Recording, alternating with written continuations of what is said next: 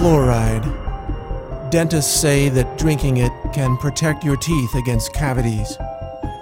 Cities and towns all across the world actually dump it into the water supply, hoping to indiscriminately medicate the population through their tap water faucets.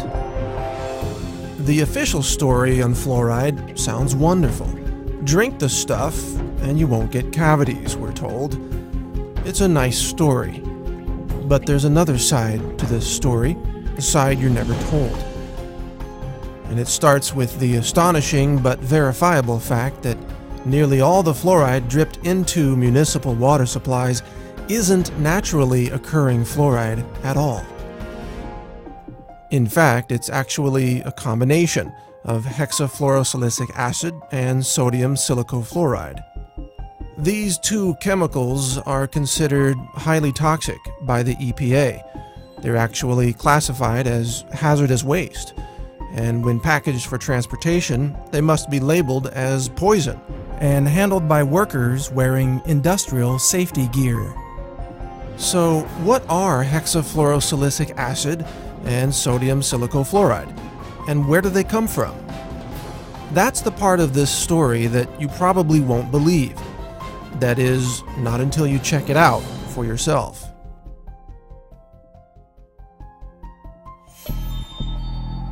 Because the more you look into the mythology of fluoride, the more bizarre this story becomes. And this bizarre story begins at phosphate mining companies. Phosphate is an important mineral used in fertilizers. It's mined from natural rock deposits scattered across the world, and the phosphate rock is then refined to produce phosphoric acid. If that name sounds familiar, that's because it's one of the main ingredients in carbonated sodas, such as Coke and Pepsi. Phosphoric acid is often compared to battery acid. It's a highly acidic liquid that is believed to be the primary reason why drinking sodas can result in kidney stones and a loss of bone mineral density. Phosphate rock is also used to create fertilizers.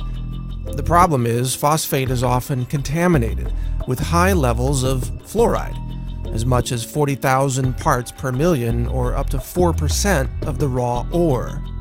To remove the fluoride, sulfuric acid is added to a wet slurry of phosphate and water.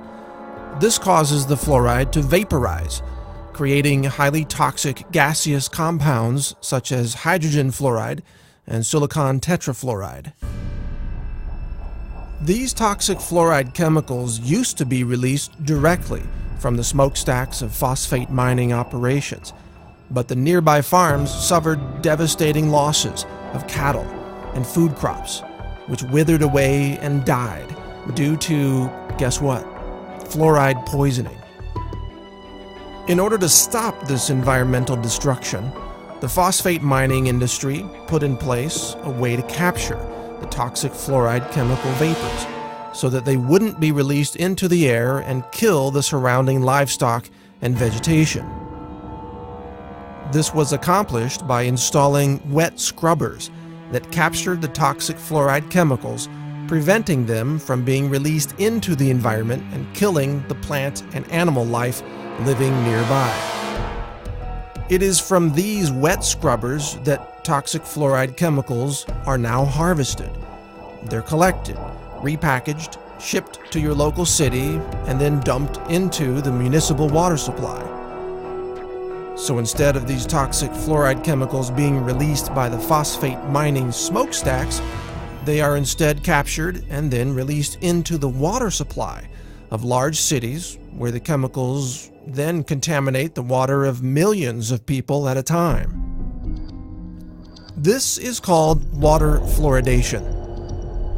When dentists and doctors say they support fluoride in the water supply, what they're really saying is that they support the mass poisoning of the population with a highly toxic hazardous waste product that, if it weren't dripped into the water supply, it would have to be disposed of as a highly toxic hazardous waste under strict EPA regulations. Curiously, it is a violation of federal law to dump hexafluorosilicic acid or sodium silicofluoride into the water. Such an act, in fact, is considered an act of terrorism. Yet it is mysteriously allowed today as long as it is accompanied by a loosely justified claim that we're doing this to stop cavities.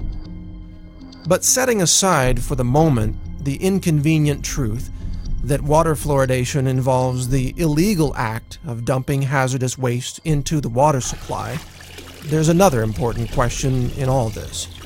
Do these toxic fluoride chemicals actually prevent cavities? Roughly 99% of the municipal water pumped through any given city never ends up in the mouths of the people.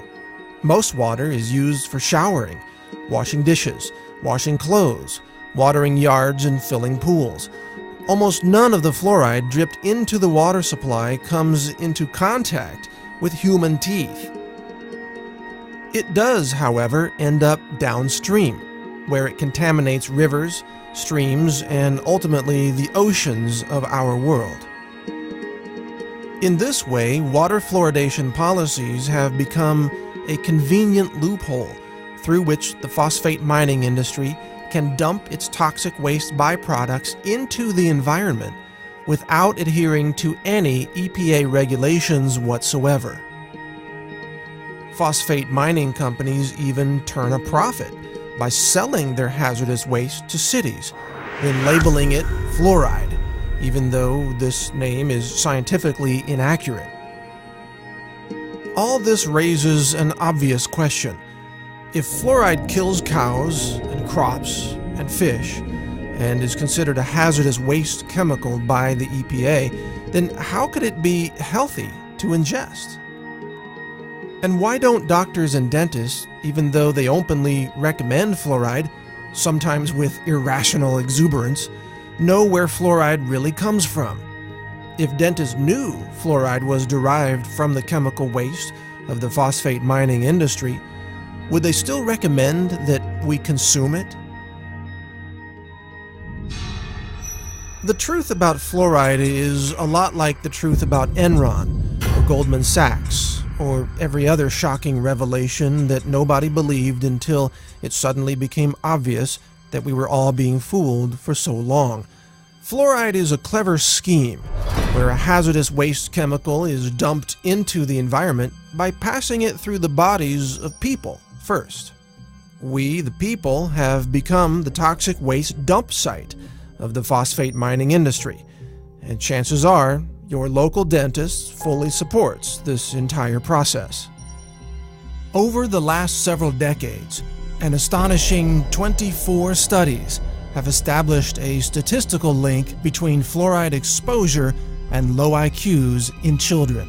One study conducted by the Center for Endemic Disease Control in China found that each additional milligram of fluoride detected in every liter of a child's urine was associated with a 0.59 point decrease in their IQ score. Another study found that fluoride exposure slashed the number of children achieving high IQs by more than 70%.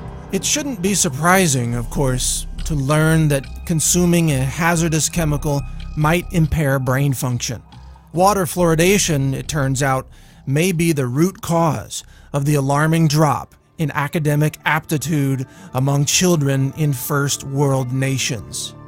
Historically speaking, the mathematics that were taught to 8th graders in the 1950s are now college-level courses in 2011. Maybe the reason why Johnny can't read or spell is because Johnny's been drinking too much fluoride. So I have 3 bits of advice for you. First, for your dental needs, always seek out a holistic dentist who understands the toxicity of fluoride and mercury. They will advise you not to drink toxic fluoride chemicals from your tap water. Secondly, don't drink unfiltered tap water. In addition to the toxic fluoride chemicals, tap water is also usually contaminated with chlorine and even dangerous elements from old water pipes. Buy a good countertop water filter from a company like Aquasana, or get a whole house filter to remove chlorine and fluoride from the water entering your home. Thirdly, help fight water fluoridation in your local city or town. If your city is like most cities, water fluoridation policies have been pushed by dentists and doctors who are technically ignorant of the origins and composition of fluoride, and yet they seek to assert power over the composition of your local water supply.